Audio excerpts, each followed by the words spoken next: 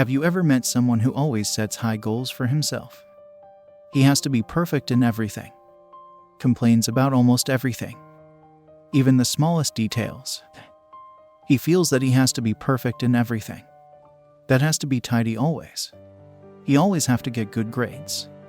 If you have met someone like that or you feel that you are like that, let me tell you that you suffer from something called perfectionism.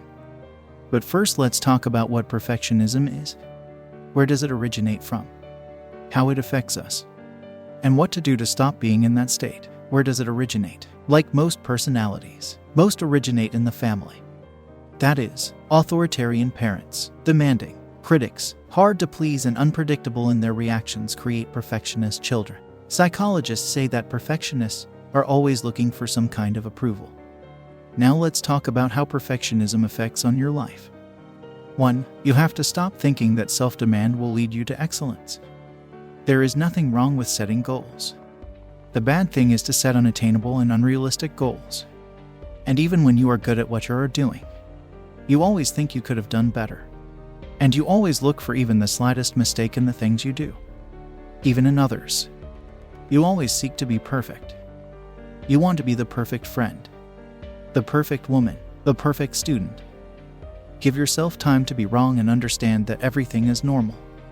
One of the problems that perfectionists have the most, it is wanting to start something when they are completely sure, without minimal errors or defects, because they are afraid of taking risks and making mistakes. 2. Stop having the all or nothing mentality. Perfectionists always see in terms of right or wrong, positive or negative. They have a polarized mentality. If it doesn't turn out to be well as planned, then it shouldn't be done at all. 3. They believe in voluntarism, which means belief is power, which is a good principle. But the problem arises when you apply it from an unrealistic perspective, which is exactly what perfectionists do. To want something, you have to be aware that you have the necessary resources to do it. It's not enough just to think about it. Perfectionists lie frustrated, always analyzing their mistakes and the mistakes of others, because that way they feel better somehow. But by doing that, they do not enjoy life fully. Sometimes you need mistakes to learn from them.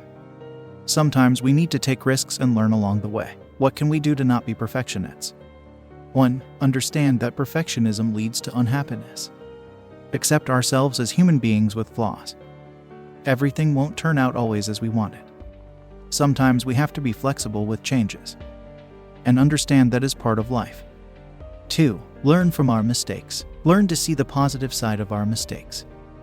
The perfectionist sees the error as an enemy. If we don't make mistakes, we will do another different from the one we did.